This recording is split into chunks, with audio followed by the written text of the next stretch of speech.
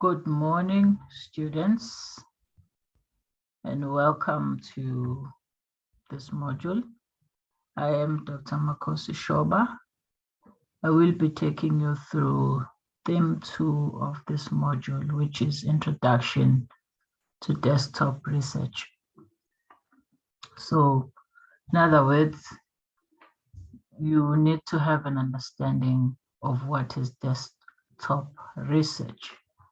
So, based on a number of books and readings, a desktop research methodology can be understood as the usage of secondary sources to gain insight on a topic. In other words, you have chosen your topic that you want to pursue and is of interest to you, and therefore, for you to pursue and understand that topic more, you need to then go through or use desktop research methodology, which uses secondary sources. I will explain to you what we mean by secondary sources. So, going ahead, a desktop research interprets cumulative evidence from existing sampled studies. In other words, when you now engage with your research topic or a topic of your choice, you will read and interpret what is already available as studies or books or whatever. So what then do you do with those sampled studies? You interpret in order to gain insight to your topic. So desktop study or research or methodology depends on existing literature so that you can understand the phenomena, similar to what I was explaining to you earlier on. However, we also use primary sources, also found in existing literature sources, internet and libraries. I will also explain to you what we mean by primary sources in my next slide. So, a primary source is a first-hand account of an event that happened, data from a study, or an original work. For example, photographs of historical events. You may want to interpret or use photographs as your data source or as your primary source, but also to use when you are using the desktop methodology. So photographs are taken as primary sources because they provide you with first-hand information. News articles, when you read Isolezwe, when you read the Mercury, Sunday Tribune, City Press, and so on, Mail and Garden, you are reading a primary source because the information that is in the newspaper is generated or has been generated, yes, from people who know the story as it is. That is why newspapers are considered primary sources. You also have novels. A novel is also about, in most cases, it's about a person's feelings, what they're going through and what they're thinking at the time. And therefore, that's first-hand information as well. Short stories, autobiographies, that is people's histories. When you talk to me about my upbringing or about my journey, educational journey, that's my story. And you are getting that information or data from me as the owner of the story. So that's what you mean by primary sources. You're getting the rawness, the new raw data or raw information from that person. Opinion pieces are also regarded as primary sources because it's someone's opinion about a particular topic. To say, for example, the government is not delivering because of reasons 1, 2, and 3. That's an opinion piece. Documentaries as well are based on real stories. Speeches and recordings, surveys from poll results when people are voting. All those are primary sources, sources that provide us with first-hand information. When you do a study, conduct a study with students as participants on their experiences of, for example, online learning, you're getting raw information or raw data from those students. So that's first-hand information. So when you write an article and you interpret students' experiences, that's first-hand information or a primary source. So when do we use primary sources? We use primary sources when we're writing articles. This is linked to the example I made earlier on when one is interviewing students' experiences on online learning, and you get that data. So it's because I want to write an academic article. So when we write articles, we want to use original information because we want also to contribute, make an original contribution to the existing body of knowledge using first-hand information and not someone else's idea of a student's experiences, as it happens, as will be the case with secondary sources, but which I will explain earlier. So you also want to use primary sources when you are making a clear assertion of fact or presenting a theory or argument you've developed. So you're wanting to support your position.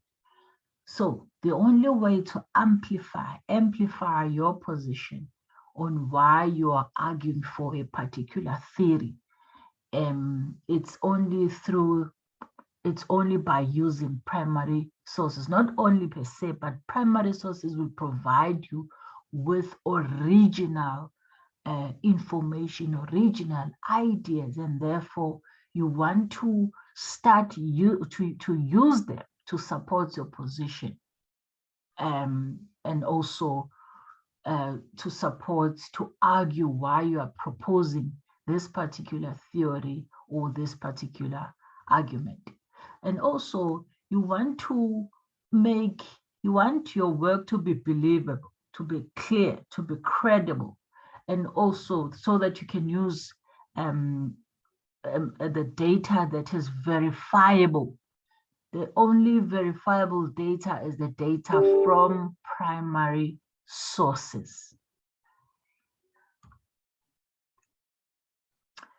What about secondary sources in desktop studies? The definition is not straightforward, as there are many definitions. However, one can say that this is the analysis of work on data that were originally collected for a different purpose. So now here you are wanting to do research as well, where now you need some form of data. But let me just define them before I engage on the advantages and disadvantages or whatever about secondary sources. So the definition says it's analyzing the work or work on data that were originally collected for a different purpose. That's fine. It's pre-existing data, sometimes from the same researcher, but usually it's collected by someone else for answering a new or additional research questions or to pursue a research interest that is distinct from that of the original research. So in this particular instance, so you are using, so secondary data sources are about using pre-existing data that could have been written by you, the researcher, or by someone else, because the intention is to now answer new questions or add perhaps additional research questions or pursue an interest of research, which is perhaps different from the original research. Say you want to do a research on decolonizing the curriculum and stuff like that. But then you then realize that we can include students in the context of decolonization, decolonizing the curriculum, perhaps saying how students respond to a decolonized curriculum, as an example. So here is Dr. So-and-so having written on decolonizing the curriculum in higher education. But also he then says, let me do another research on students' experiences now of a decolonized curriculum. So it's the same researcher who has written on decolonizing the curriculum in higher education, but is now wanting to add another research question on decolonization, but looking at students' experiences and how they respond to a decolonized curriculum. So what he's now doing is pursuing the same research interest rather, but adding another research question on what she or he did previously on his previous research or previous topic. So that's, but what then? He will be using his researches, his articles, his books that he wrote before to analyze the new position, or to now come up with a complete new a distinct research interest, which is now on students, right? Secondary sources address new or additional purposes or reanalyzing or analyze existing data from a new angle with a new analytical tools or tool. This is what I explained earlier on as an example of this point as well, where you are addressing, where a researcher addresses additional purpose or reanalyzes existing data, but from a new angle using new analytical tools. She would have used, or he would have used some tools in his or her previous researches, but now he's coming back, reanalyzing the data that they produced with a new angle and using new tools. In other words, new research methods. Maybe they used document review before, but now they're wanting to use perhaps text analysis or content analysis, but using the books that are already in existence that we refer to as secondary resources, right? So secondary sources, perhaps to further explain what they do and what they are, we're told that they have a considerable potential for yielding important insights and foci for research. They have a potential. If you read, there's massive information out there. So if your topic, if you identify a topic and you want to read, give yourself time to read, you will find that the sources, secondary sources already available, have a considerable potential for yielding a very important insight on your particular research or on a particular focus of that research, right? So they're also useful to test hypotheses, to generate new knowledge, and to support, challenge, and extend existing theories. When you read and you immerse yourself in the secondary sources, you are likely to generate new knowledge. You are likely to perhaps support what's already there because you know how it looks like, but also challenge and extend existing theories. For example, we have a Bloom's taxonomy that by a particular author, and then now you have a new one. We have a new one that has been extended. It's things like those that speak to extending existing theories, right? In a sense, data source, secondary data sources can be regarded as second-hand data, having already been used previously, just like your clothes. You have clothes, but you can always go and buy clothes, second-hand clothes somewhere.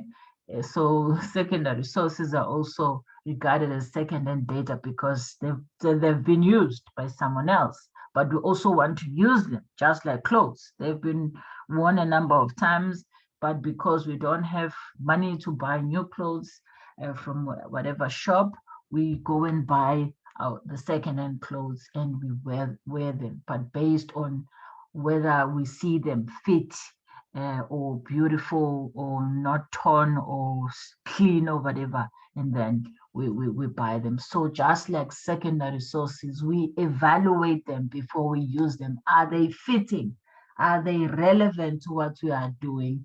Are they providing the insight to our focus, to our research focus? Do they have the potential to read insight, etc., etc.? And then we choose accordingly, right?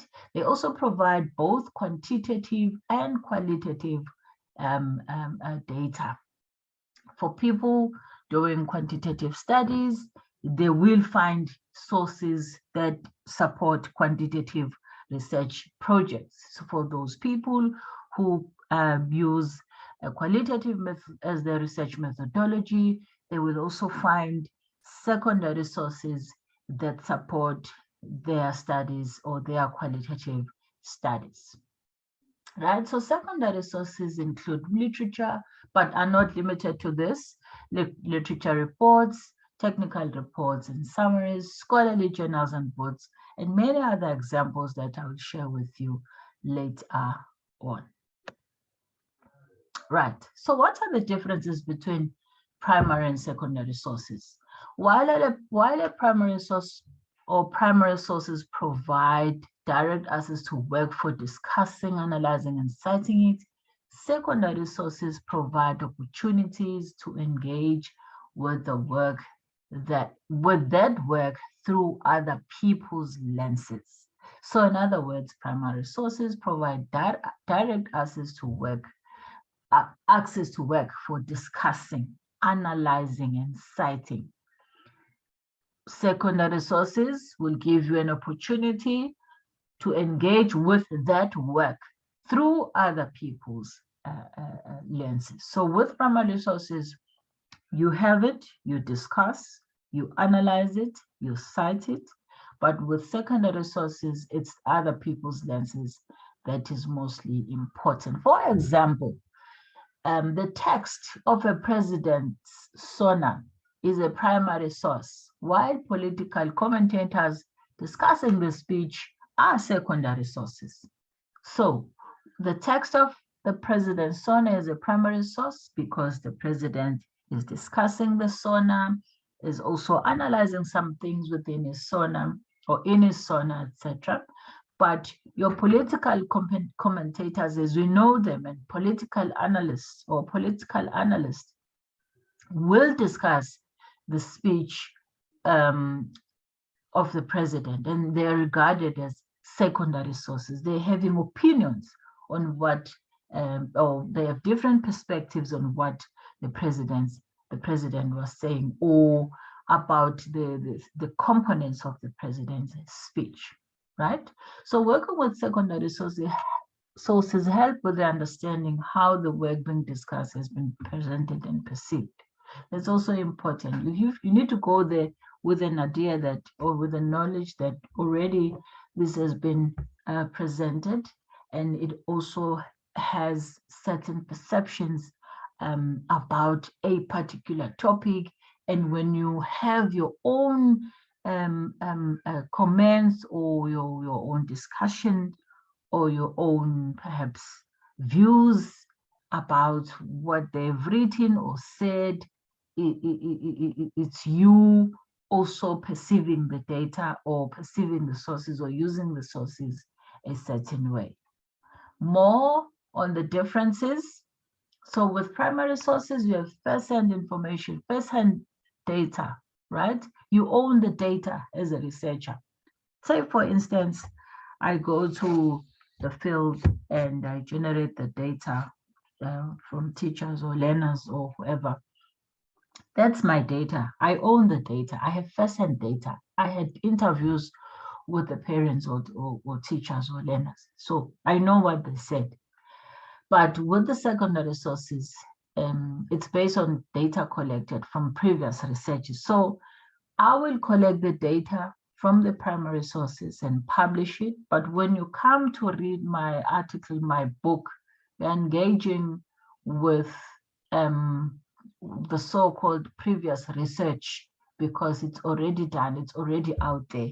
You come in with you're now using it, wanting to use that particular publication or journal or article or book or whatever publication that is out there. So to you, it's now a secondary source. Primary sources have raw data, whereas secondary sources, they're based on tried and tested data, which is previously analyzed and filtered.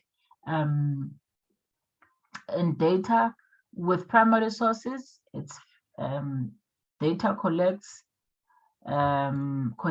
fits the needs of a researcher. It is customized and data is collected based on the absolute needs of the organization. So when researchers go out to the field, when they conduct the so-called empirical studies, they have particular needs. They know what they're going out there to do. So whatever data or engagement they will have, it will be fitting of their needs and it will be customized to their needs, right? So even when companies do research needs, or they do the so-called SWOT analysis, where they identify their strengths, weaknesses, opportunities, and threats, they will do research based on exactly the SWOT analysis. So then that whatever that they will use to do that will be the primary sources, right? But with the secondary sources, it may not be according to the requirement of a researcher. I may read, although I will select when someone searches for secondary sources to conduct research, you trim it to, you use certain keywords and stuff like that to zone into what you're looking for. So it may not necessarily be according to your requirement. All you do is to then keep on trimming and until you find what you're looking for. But with the primary sources, you know exactly what you're looking for. You know your needs because it is customized to your needs, and therefore chances of getting what you do not necessarily require are slim or are zero, because of the needs analysis that you did earlier on to collect the data or to get the data that you're looking for. Whereas when you're using secondary sources, anything may pop up. That's why you need to be careful when you conduct a desktop study, that you do not just collect the data or engage with anything and everything. You need to be specific to what is that you're looking for, because you otherwise you run the risk of reviewing or getting something or accessing sources that you do not necessarily need. Right? So the researcher is deeply involved in research to collect the data in primary research. So here, like I said earlier on, you're very much involved in conducting research. Take someone who usually when you use researchers who use primary sources are researchers who use so-called empirical research, where you go out to generate the data. You don't sit in front of a computer to find sources like with secondary sources. You go out, you engage, you meet people, you talk to them, you interview them, you observe them in action, you spend time with them. Hence, you are deeply involved in research to collect the data so that you get the data you're looking for. Remember, It's about your needs. Therefore, everything is customized and serve your absolute needs.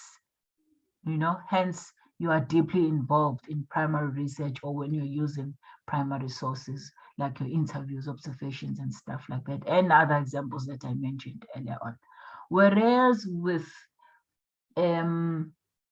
secondary sources, it's fast and easy. It aims at gaining a broader understanding of subject matter. So with the secondary sources, it's very fast and it's easy. The idea is to gain a broader understanding of the subject matter. But how is it fast and easy? Fast in the sense that you sit in the internet, you use your databases, using your keywords, using your and many other methods of accessing secondary sources, and therefore we say it's fast. There's no need to travel. There's no need to make phone calls so that you can perhaps make arrangements with your participants. You simply sit in front of your computer and do as required. What are the advantages? You can, the scale and scope or amount of data are usually much larger and more representative than a single researcher could gather. So the scope is very wide. You get a lot of data compared to a single researcher who would go out to generate the data. With using secondary sources, the opportunities of getting the data is much larger, right?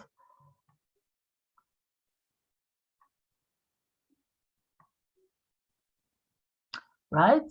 Secondly, the large scale and scope of data can be analyzed at a level of complexity not available for smaller scale. So there's so many databases out there. That's why we speak of the large scale and scope of data. That is based on the many data sources to access when you do when you are using secondary sources to access the data that you're looking for, compared to the smaller scale research or primary research that we spoke about earlier on.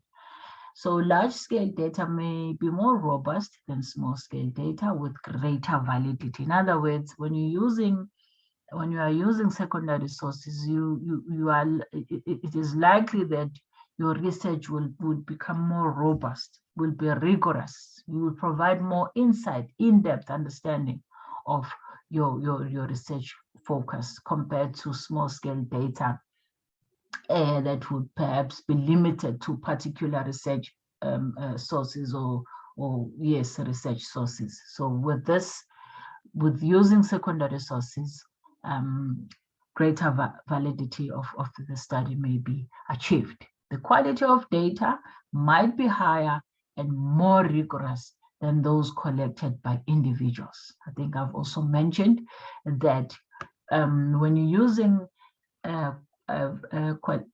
secondary sources, chances are your data might be higher and more rigorous and compared to data collected by individuals.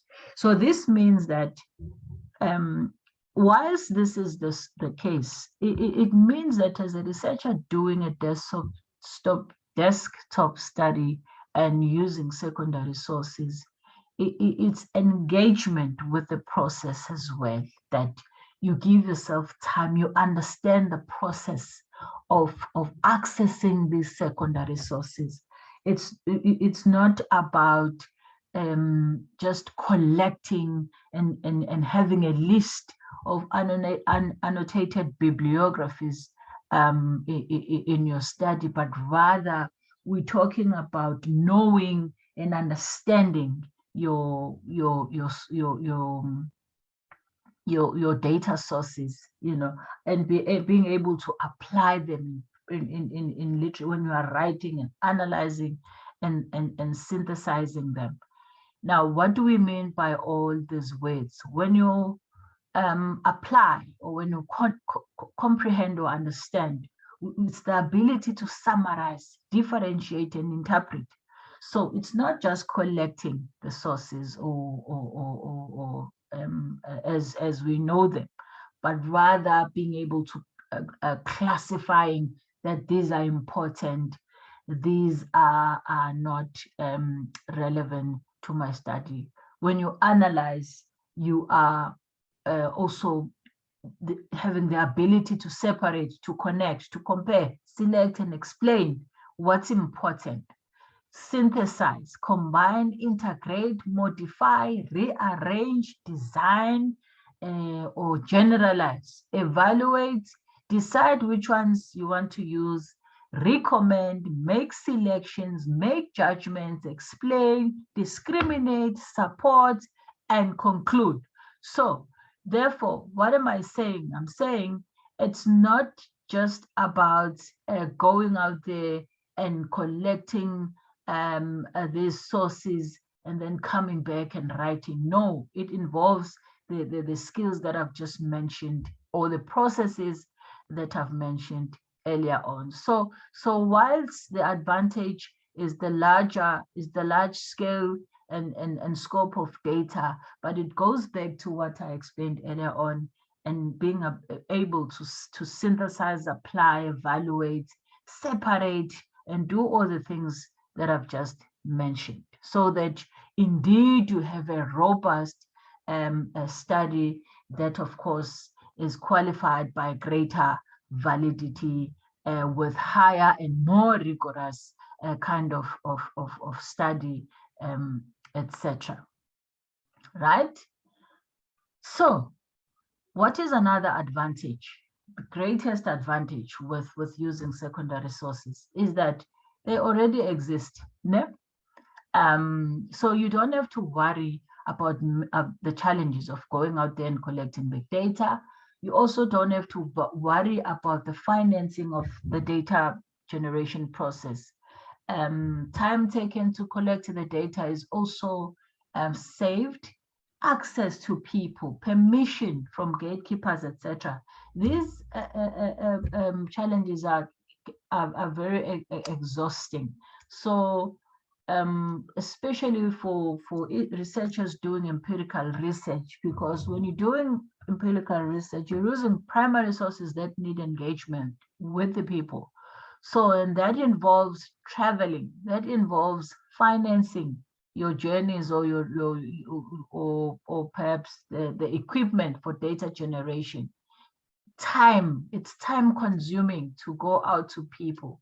You also have to have people called the gatekeepers, you know, for instance, in a school, the principal is the gatekeeper. So you also need permission to conduct research in school. Say you are going to use a school as your research site.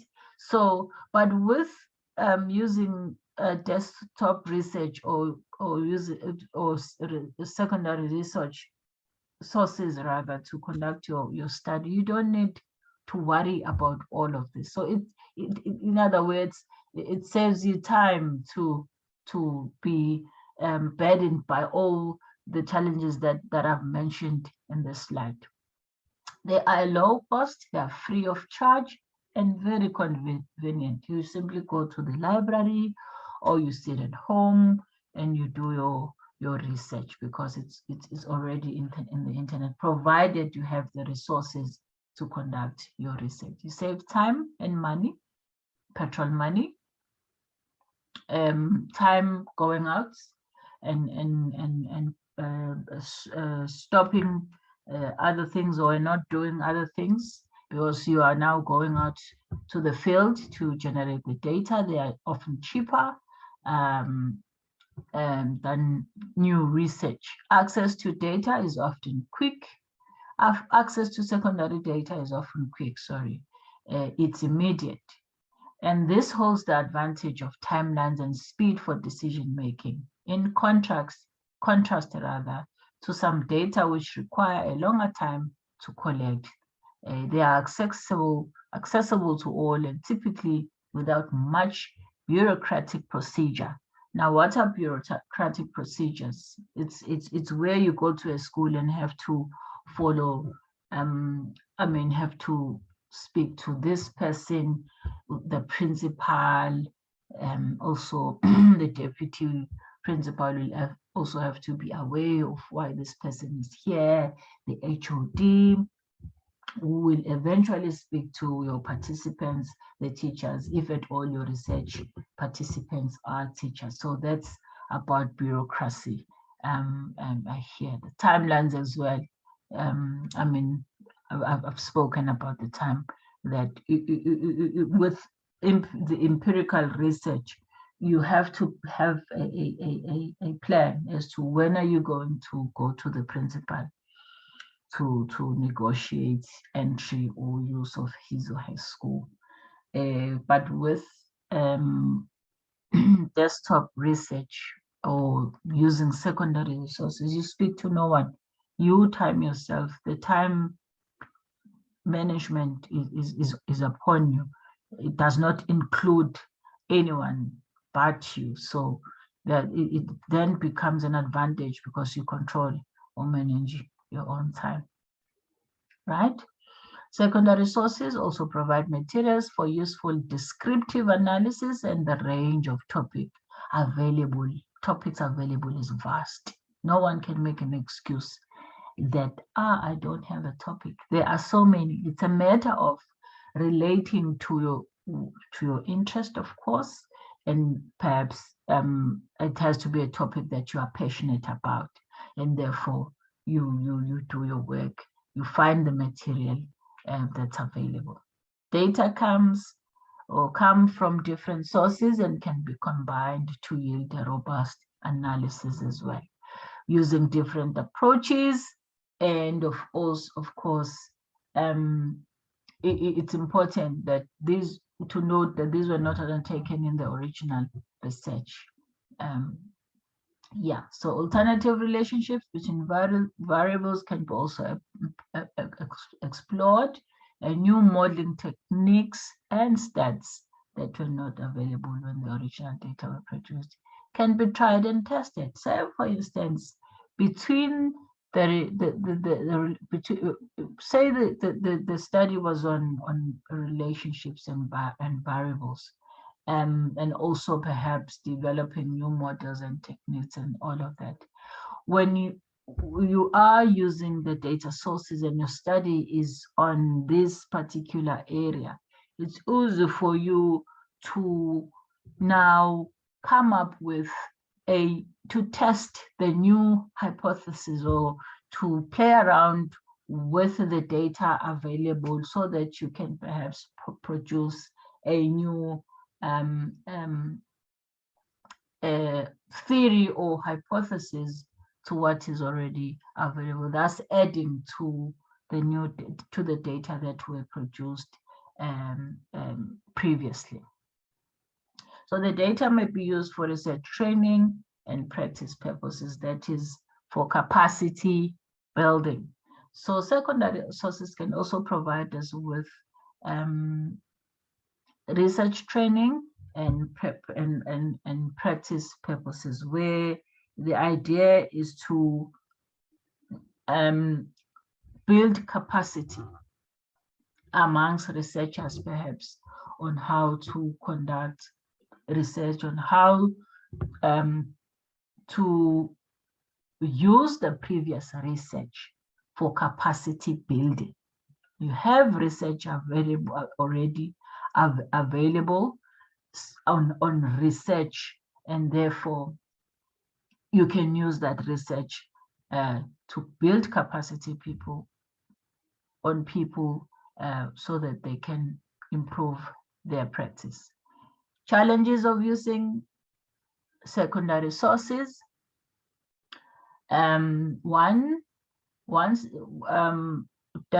Such data have been collected for purposes interesting to answer research questions and in context, however defined, that differ substantially from those of the present researcher, and this may bias the present research.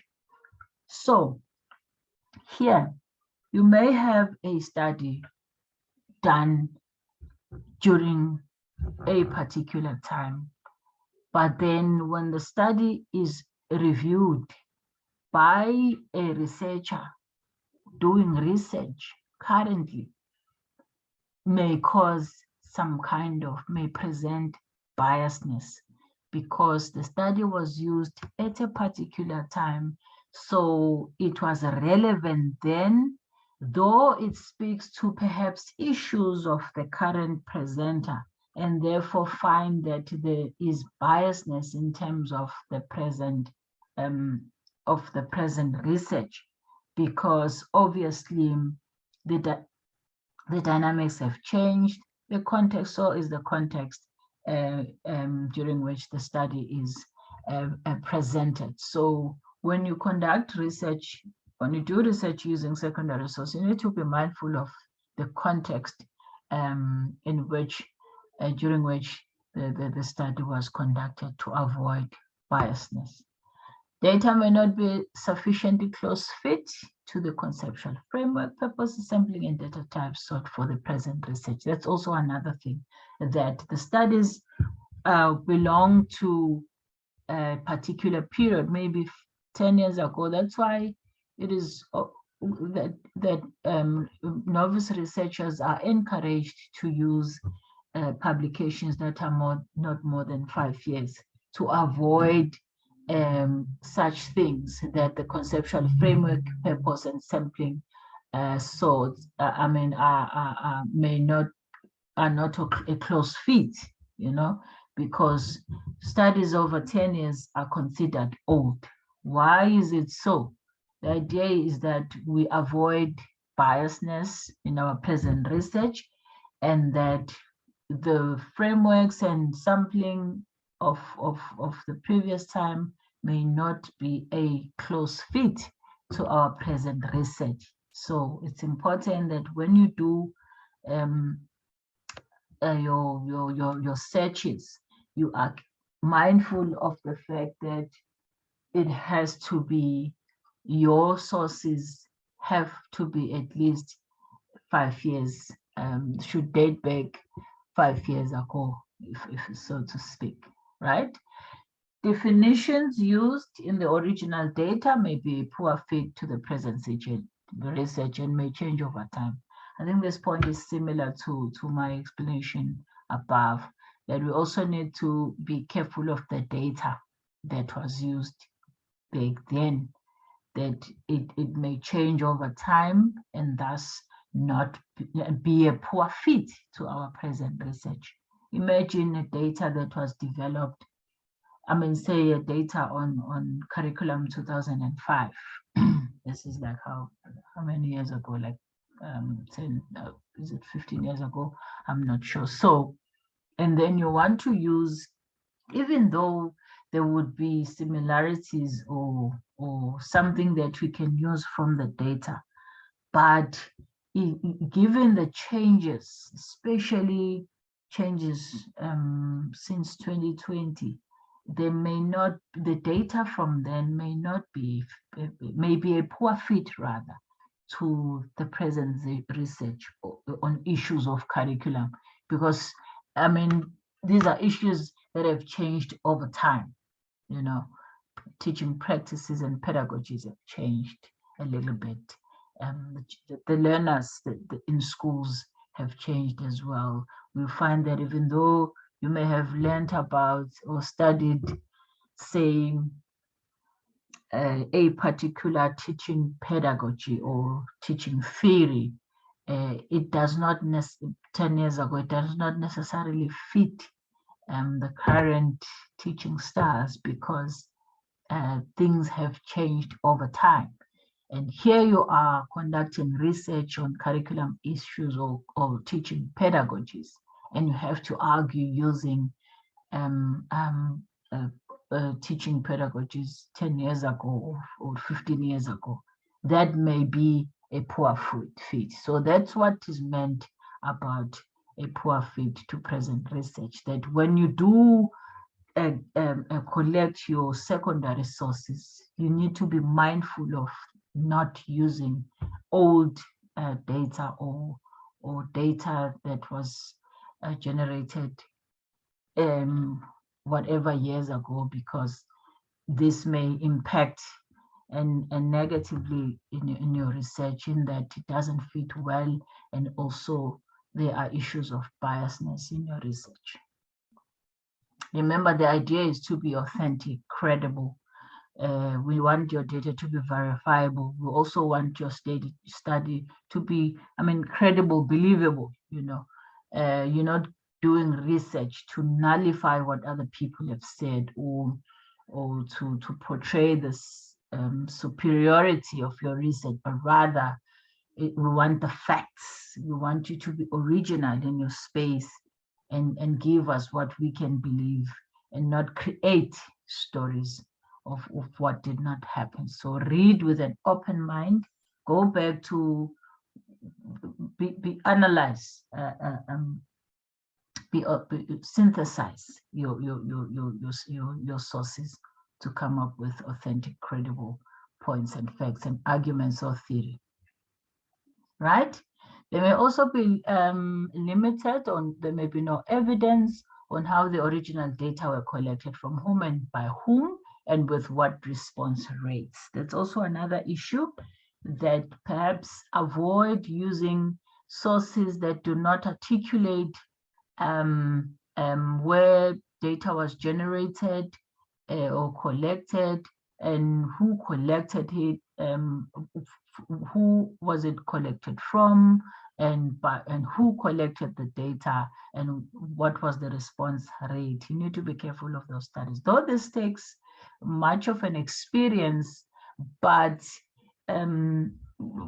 it takes experience to be able to pick up these things. But we are teaching you that this is what you should do going forward. When you do your honors, your masters, and you are now exposed to more reading, these are things that you should be able to pick up. Who collected the data? What's the original data source here?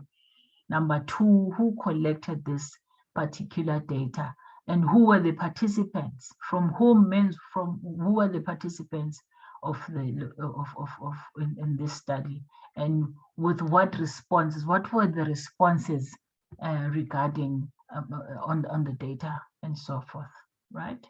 So another challenge is that, so in other words, these are things that you would find from data sources. Therefore, you need to be able that you are to pick them up, so that you don't use data sources that are flawed, that are also a poor fit to your study. So knowledge of the original research design, instruments, and methods for the data collection may be unavailable, and there may be limited accompanying information on the studies as well. This is also important, that in other words, when you do research, whatever written information document that you're engaging with, especially around articles, because that's what we use to write academic work, there has to be an original research design in that particular piece of writing that you are using. In other words, what was the research methodology? What was the research style? And what was the paradigm for this particular research? So what were the instruments or research methods? Did this person, the study use in interviews, questionnaires, observations, or artifacts? What were the instruments or research methods for data generation or data collection? And you find that these may not be available in this particular data source. So if the source does not have these components, then it means it's not appropriate for use in your study, because these are things that you'll be engaging with as you analyze your particular, or as you write your piece of work, or as you analyze these researches in your study. So you need to be careful that these are present. In other words, the work that you're using, the article or whatever that you're using, has to have research design instruments and methods, etc. Say, for instance, you said to yourself, no, I'm going to analyze articles. So articles have to have these components, research design instruments and methods for data generations, right? So this is important. But then we are told they may not have. So this is a challenge. In other words, you may find a relevant article, but then this article will not have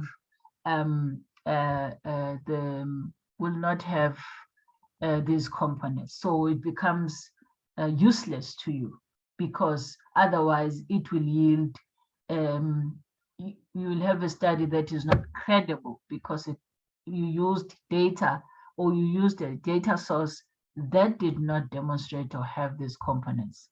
So researchers working with secondary sources must ensure that their present purposes are sufficiently compatible with the original data sets on which they are working, and that the data lend themselves fairly to the kinds of analysis being used and purposes of which they are being used. I think this point is simple and straightforward, right?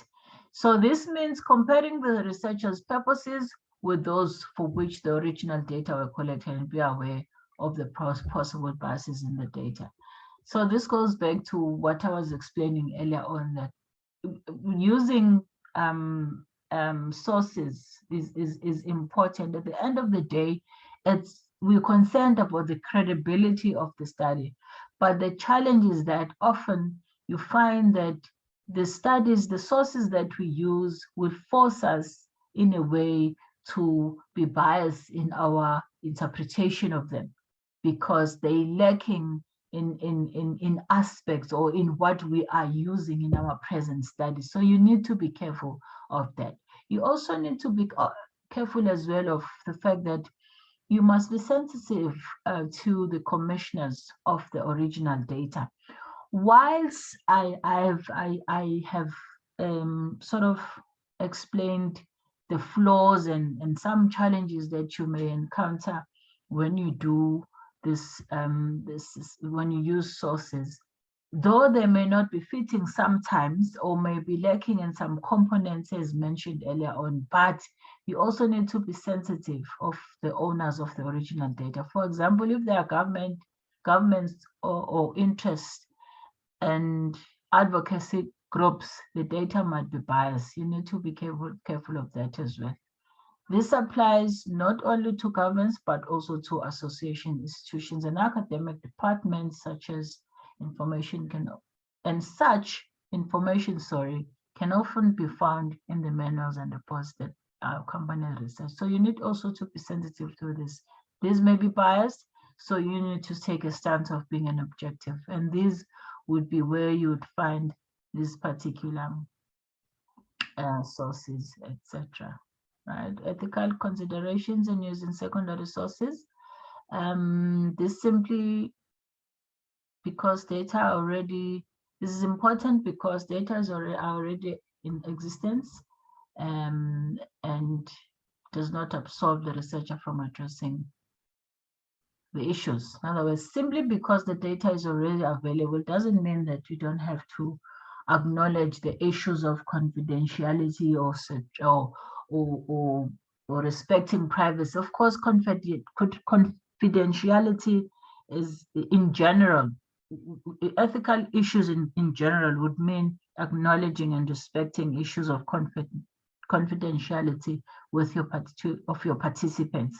But with data sources already available, you respect their privacy, acknowledge, be sensitive to how you use their data, and not be the superior, arrogant, whoever, but be sensitive. Also consider that it's someone's views, and therefore they need to be respected. Right? So Murrow marks that regardless of whether data are or are not public, the researcher must address responsibilities to original participants, including original researchers, and must avoid misinterpreting or misinterpretation of the original findings and their context. So this is important and speaks to ethical considerations that you have the responsibility to acknowledge or respect the original participants of the study, the original researchers, as well as avoid misinterpreting the original findings because you believe your research is better than theirs. Oh, yeah, so that's important. How to approach desktop study. You identify the topic of research. Before beginning secondary research, then identify the topic that needs research. Once that's done, list down the research attributes and its purpose. So this is very important, that before you even conduct a desktop approach, what is the topic that you want to pursue?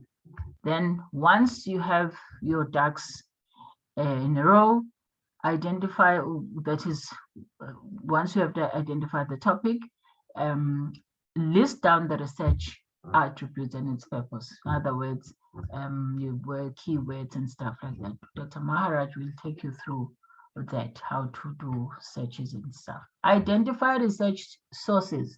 Narrow down on the information sources that will provide most relevant data and information applicable to your study. This is important. Narrowing down. You have a topic, but you still need to narrow it down so that you're able to find information sources, which can be quite challenging, by the way, because if you're coming up with a topic that has not been done before, it will be difficult to find sources. So you need to narrow it down so that information source, you are able to find information sources. Collect existing data. Once sources are narrowed down, check for any previous data that is available closely related to your topic. Remembering that data can be accessed to newspapers, public libraries, government, non-governmental, etc. Right? Also, combine and compare. This goes back to what I spoke to earlier on, the ability to comprehend your what you're looking for by summarizing, interpreting, and differentiating and contrasting what's relevant and what's not relevant for you, applying, analyzing, synthesizing, and evaluating. This also is important because you don't want to duplicate what you already have, right? Assemble data into a usable format. This is also important. Make sure to collect data from authentic sources. Okay, this is very important. It's because incorrect data can hamper your research severely. So get data from authentic sources, which you will be told about.